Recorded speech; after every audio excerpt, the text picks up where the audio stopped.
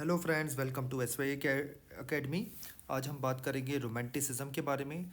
ये class 10th की NCERT है और इस टॉपिक का नाम है the romantic imagination and national feeling.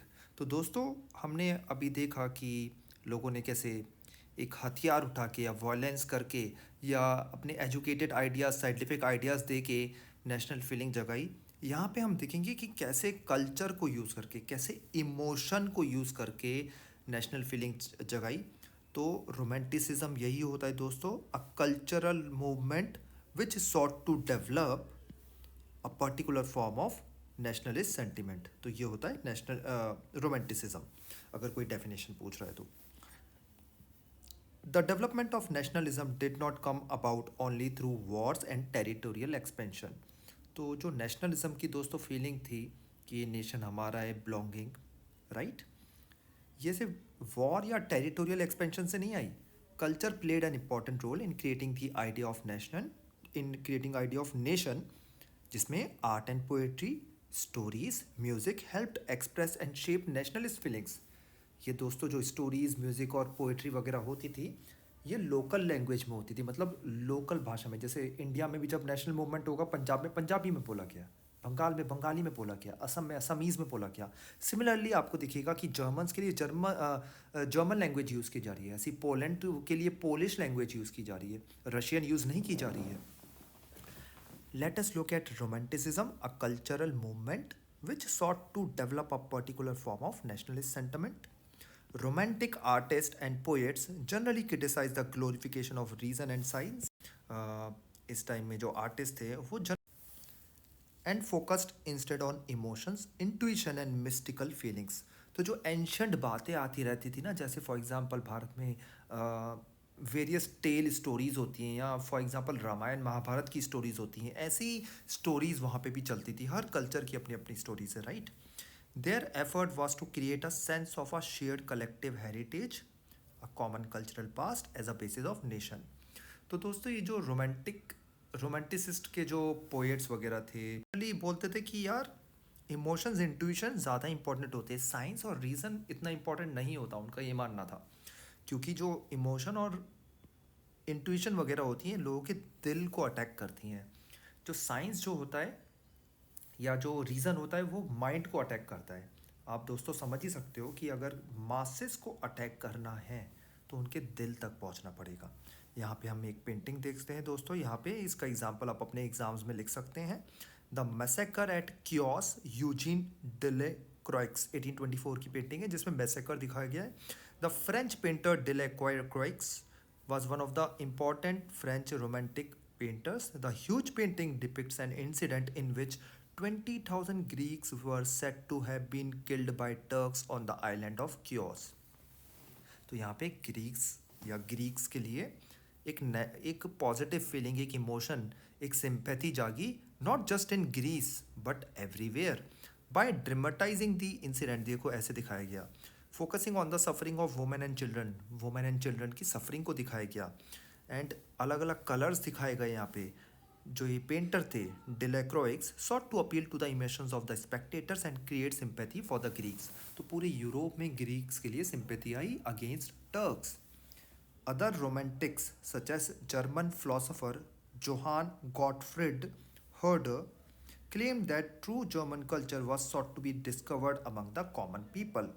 Das Walk, common people को दास वॉक कहते हैं। तो कुछ कुछ जर्मन वर्ड्स यूज़ किए गए हैं। आप भी अगर अपने एग्जाम में लिखोगे तो अच्छा रहेगा दोस्तों। एक चीज़ होती है एज लेना दूसरों से, राइट। तो ऐसे वर्ड्स लिख के आप एज ले सकते हो, ठीक है।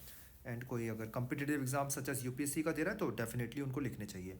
It was through folk songs, folk poetry and folk dances that the true spirit of the nation was popularized. तो वॉक, क्रिस्ट, प्रोनाउंसिएशन की अलग अलग होती है वैसे तो, अगर आप जर्मन में पढ़ोगे, लेकिन आपको स्पेलिंग भी सही लिख के आनी है, right.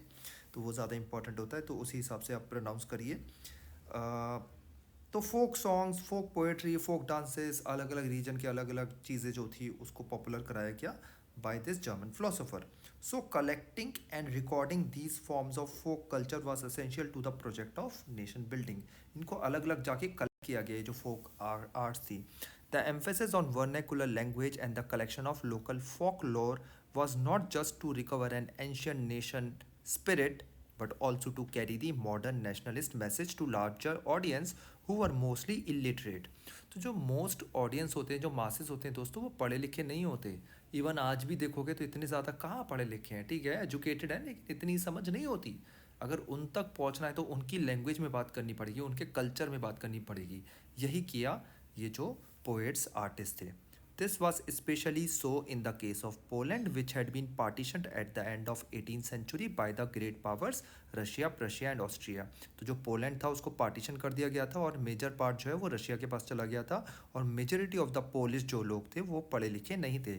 Even though Poland no longer existed as an independent territory, national feelings were kept alive through music and language.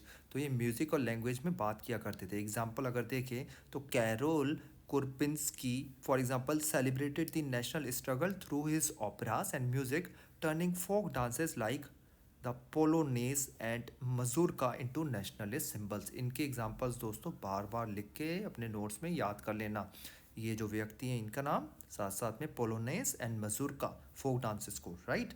तो इन्होंने ये सब डांसेस परफॉर्म करे, चीज़ें चलती रहीं. देखो सरकार सब कुछ थोड़ी ना कंट्रोल कर सकती है, घर घर जाके थोड़ी ना बैठेगी डंडा लगा के, राइट. तो जो रशियंस थे वो घर घर जाके चेक थोड़ी ना करेंगे. तो ये जो लोग थे लोकल लेवल पे इन्होंने ये फीलिंग्स जगाए रखी. Language too played an important role in developing nationalist sentiments. Language बहुत बड़ा रोल प्ले करती है दोस्तों.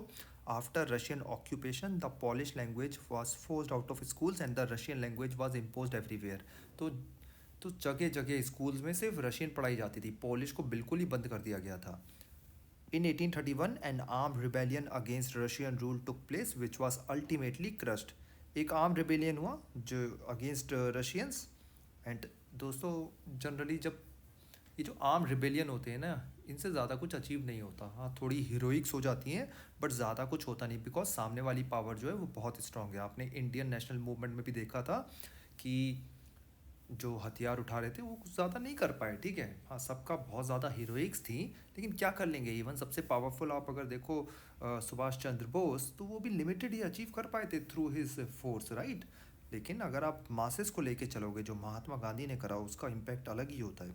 Following this many members of the clergy and Poland began to use language as a weapon of national resistance. लेकिन यहाँ पे जो culture पे लोग लेके चलेंगे कि जगह जगह जो ये प्रेस्ट होंगे ये पॉलिश ही यूज़ करेंगे, चर्च में भी पॉलिश यूज़ होगी, इसका बहुत बड़ा इम्पैक्ट होगा. Polish was used for church gatherings and all religious instructions. तो भर भर के लोग आने लगे.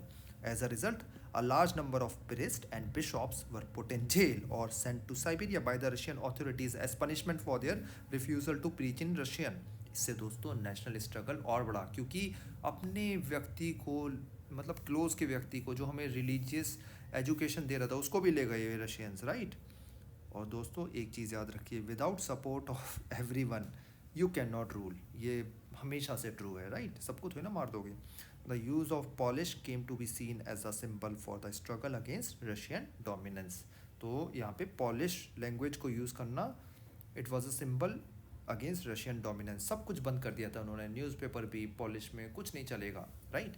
लेकिन लोग चुपके चुपके फिर भी पॉलिश लैंग्वेज चलाते गए. ये एक और बॉक्स में एग्जांपल दे रखा है ग्रिम ब्रदर्स का, folk tales and national building में. Grimm fairy tales is a familiar name. The brothers Jacob and Wilhelm Grimm were born in German city. मैं जल्दी जल्दी रीड कर दे रहा हूँ. दोनों ने पढ़ा लेकिन इन्होंने एक बहुत अच्छा इंटरेस्ट जो डेवलप करा, ये जगह जगह जाके ग्रिम ब्रदर्स क्या करते थे, फोक टेल्स कलेक्ट करते थे. They spend 6 years travelling from village to village, talking people to people, writing down fairy tales which were handed down through the generations. They were popular among children and adult and everyone. In 1812 इन्होंने अपनी जो collections थी वो सबको दिखाई. इन्होंने क्या करा, सबसे पहले दोस्तों ग्रिम ब्रदर्स ने जगह जगह ट्रेवल करा 6 साल तक, फोक टेल्स कलेक्ट करी, और जब कलेक्ट हो गई तो इन्होंने पब्लिश करी 1812 में, जिसका बहुत बड़ा इम्पैक्ट हुआ. दोस्तों मैं आपको याद दिला दूँ, 1812 में अभी जर्मनी बना नहीं है, अभी आगे जाके बनेगा. जब कौन आएंगे, चांसलर क्या नाम है उनका, कमेंट सेक्शन में लिखिए, ठीक है, बहुत इंपॉर्टेंट नाम है उनका. तो और कब आज़ाद हुआ जर्मन, ये भी आप कमेंट सेक्शन में लिखिए. तो जर्मनी अभी आज़ाद होगा, ठीक है.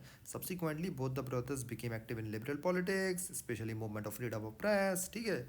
Grimm brothers also saw French dominion domination as a threat to German culture and believed that the folk tales they had collected were expressions of pure and authentic German spirit. तो German identity बनाए रखी इन Grimm brothers ने. They were considered their projects of collecting folk tales and developing the German language as a wider effort to oppose French domination and create German national identity.